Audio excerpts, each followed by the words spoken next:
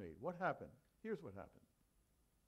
Constantine was the emperor of the Roman Empire.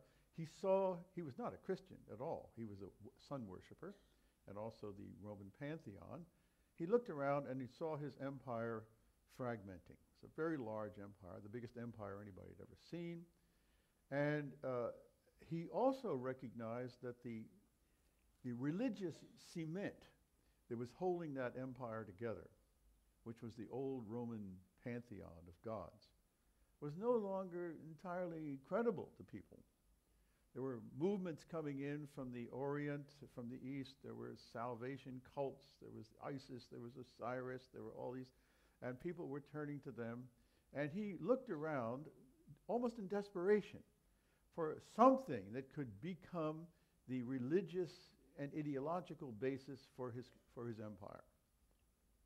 And he noticed this growing, vigorous movement, which was, as he put it, was founded by the Galilean.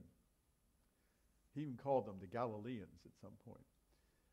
It was the Christian movement, which was illegal in the Roman Empire at the time. He made it legal. Now, we've all heard the story that he told 25 years later, that he was about to go into a battle and he looked up in the sky and here was a cross in the sky, and he told all his soldiers to put the cross on the shield. And they went out and they won the battle and he became emperor. Frankly, I have my doubts about that story. He told that story pretty close to his deathbed 25 years later. He was not a Christian. He only became a Christian virtually at his deathbed. But he did something very important before that. He made Christianity very important and I think disastrous. I'm not being subtle here when I talk about Constantine. I even say in this book, next to Jesus and Paul, Constantine may have been the most influential figure in the history of Christianity. Not for the good. He looked around and saw that these newly legalized Christians were squabbling with each other about what Christianity was, what the message was, who Jesus was. So he said, this is not going to do. I wanted something to unify the empire. So he brought all of these folks together, the bishops, as they were called at the time. Bishops didn't rule the whole diocese. They were often just in charge of a single community, a single congregation. He brought them over to his summer palace in Nicaea, what is now the western coast of Turkey. Beautiful big summer palace there. Brought them together, wined and dined them, and said to them, he presided over this assembly. Now, the Council of Nicaea, we call it in church history. The Council of Nicaea. He presided. Not the Pope, not a bishop. The emperor presided.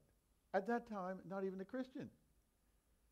And he wanted them to achieve unity for his own imperial purposes.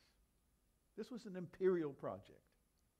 So he brought them there and handed out, after he wined and dined them, a creed written by his court theologian, and said, okay, bishops, better sign up here. This is the creed you're going to have. A single creed which has to be adhered to by all the Christians everywhere in my empire. Now, a couple of the bishops, bless their hearts, said, no, wait a minute. We've done creeds. We've done very well without creeds. Besides, when we read this one, it's got words in there that are not in the Bible, not in the New Testament. But when you're the emperor and you control the funding, you have a certain sway over bishops or anybody else. So most of them signed up. There are a few who didn't. Who found themselves way out on a mission post, out in the Urals, one of them, who later on wrote about all of this, and we have that source. But I wanted to read you a little excerpt here describing the way in which these bishops were treated at Nicaea by the emperor. It gives you a little glimpse. This is from a contemporary source, from Eusebius, who wrote his Life of Constantine. Detachments of the bodyguard and troops surrounded the entrance to the palace. That's the palace of the emperor, where the summer palace where the bishops were gathering, with drawn swords. And through the midst of them, these men of God proceeded without fear into the innermost of the imperial apartments, in which were some of the emperor's companions at table, while others reclined on couches arranged on either side. One might have thought that a picture of Christ's kingdom was thus shadowed forth, and as a dream rather than a reality. This is Christ's kingdom. Drawn swords, bishops, people reclining on couches. So I go on to say here, I wish that Leonardo da Vinci had made a painting of this supper, which you could contrast with the Last Supper, where Jesus, who was hounded by imperial forces with drawn swords, indeed, is in an upper room having a simple meal with his disciples and followers, is about to be arrested, tried, and executed by the imperial forces. That's quite a contrast between the two. Now, what happens at this point is that we have a transition from the age of faith, in which being a Christian meant being, as best you could, a follower of Jesus, into what I call the age of belief, better maybe the age of creeds, or a creed at the beginning. Then there are many creeds. The age of belief, in which now to become a Christian, to be a Christian, meant you were supposed to adhere to particular statements in a creed about God, about Jesus, about the church, and so on. This is a fundamental transition in the whole definition of what it means to be a Christian. And I think it's one that has hung over our heads like a Damocles sword for centuries. I call that whole period that unfolded after that the age of belief, not suggesting that everybody who lived during that whole 1,000-year period was necessarily gave in to this. There were hundreds and thousands of people who continued to be real followers of Jesus. One of them, of course, the most exemplary, is St. Francis, who heard the gospel message about sharing with the poor, being a peacemaker, and decided to live that way, and had lots and lots of young people who followed him. But there are many other examples. So I'm not suggesting that this was a total desert throughout the period. Now, however, something began to happen, just the tiniest bit. At one point in the Protestant Reformation in the 16th century, and slowly began to gain strength until the 19th and then the 20th century, in which more and more emphasis was placed not on being a Christian as adhering to particular beliefs, but being a Christian as being directly touched and led by God, by the Spirit, by Jesus Christ. I call it, for want of a better term, the age of the Spirit. The age of the Spirit. And I think this is the period we're now beginning to live in. It's unfolding. It's only beginning to show its face in our midst, this age of the Spirit. But I think we're in a third phase. And I think it's a good thing we're in that third phase, because all the people I know and some of the people you know who are very attracted to Jesus, to what Jesus said, how he taught, how he lived, to his whole life, death, resurrection, but have serious doubts about the creeds and institutions through which this powerful message has been delivered to us over all these years. I told you just a few moments ago that I teach a lot of Harvard undergraduates. And I want you to know that's the profile. That's exactly the profile of an awful lot of young people today. I gave a course for a number of years there, for undergraduates specifically, called Jesus and the Moral Life. This was a course that was introduced by the Harvard faculty when they looked around and found that some of our graduates were doing some very shady things. Insider trading, or fudging on their scientific experiments and things like that. And they said, look, we're equipping these young people very well in the sciences and the humanities, even in sports, music, but we don't have anything in the curriculum at this point to help them to think about how to apply this education in a morally responsible and mature way to the decisions that they'll be facing when they leave here. So they instituted a requirement. Every Harvard graduate, every Harvard student, in order to graduate, has to take a course in moral reasoning. But they made available 30 courses from which the students could choose, whole catalog full of courses. 30 courses in moral reasoning. And I wasn't teaching at Harvard College at the time. I was simply teaching in the divinity school. But they asked me, sort of sheepishly, they said, we think there ought to be at least maybe one course on Jesus and this moral reasoning. There are just a lot of people who think that he did make a certain impact on the way people think about morals and reasoning. So can you give a course like that as one among which the students could choose which course they wanted to take? I was reluctant to do this, frankly, to begin with. First of all, I never taught undergraduates, only graduate students.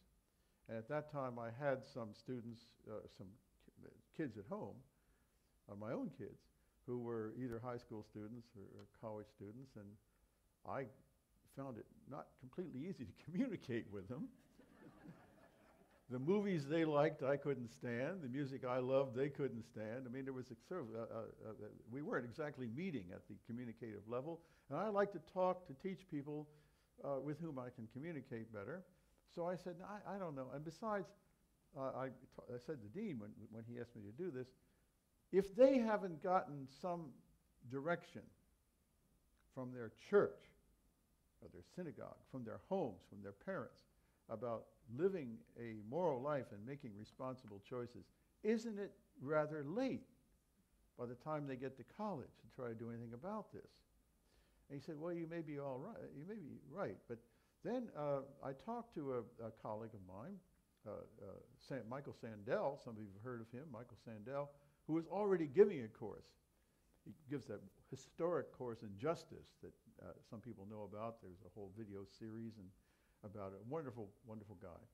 So we went out for lunch, and he said, Harvey, you're wrong.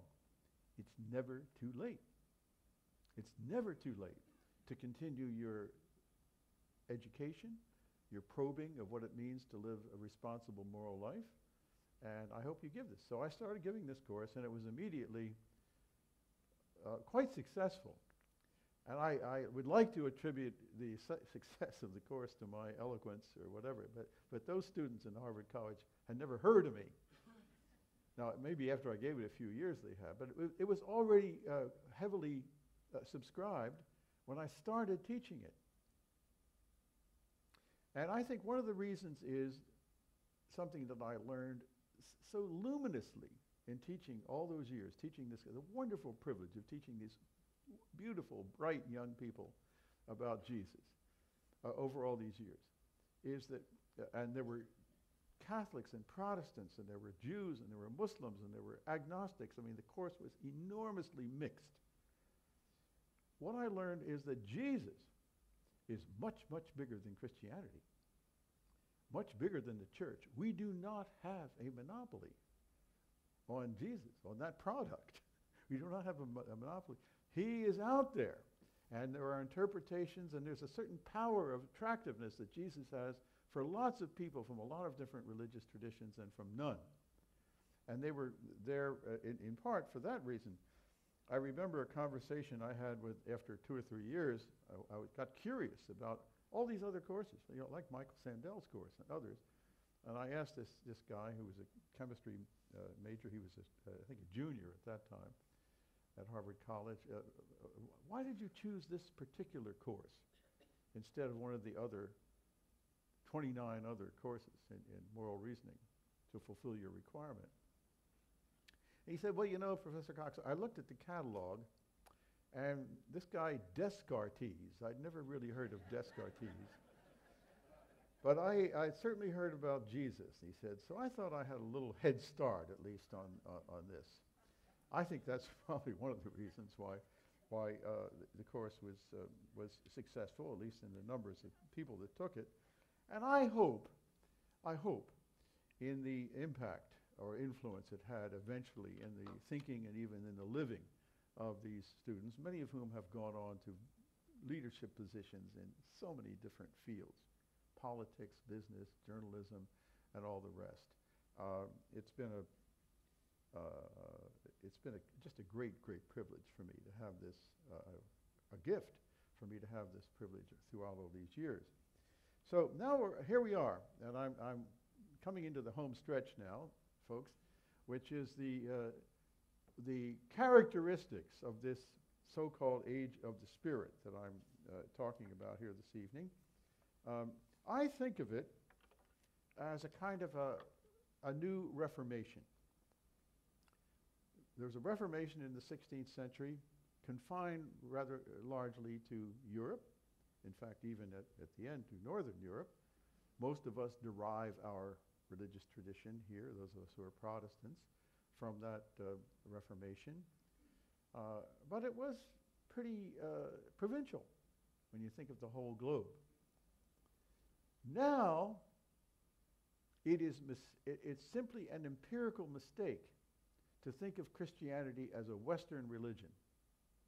About 1991, the balance tipped, and there are now more Christians in Asia and Africa, South America, than there are in North America and Europe. And it's tipping more and more. That's where the growth area is, and not here.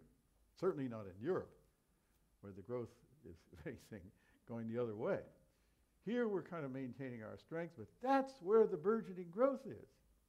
That's where Christianity is most alive, most expansive, in what we used to call the third world. So we're in a period of Reformation now, which will shake and alter the Christian church around the world in ways even more profound than it was shaken during that 16th century, ways we cannot anticipate. And it's a global Reformation now, not just a European localized phenomenon with European offshoots to North America. It's around the world. There are people who say that in another 50 years, that the population center of Christianity in the world will be Africa.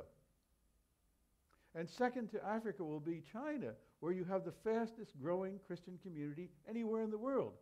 What we used to call communist China, mainland China. Every person who goes there and visits comes back and tells me about this. This is a fast-growing movement in China. Now, the kind of Christianity, or let's say the interpretation of Christianity, that is appearing in these other places is not going to be quite like what we have in Cambridge, Massachusetts, or in Huntsville.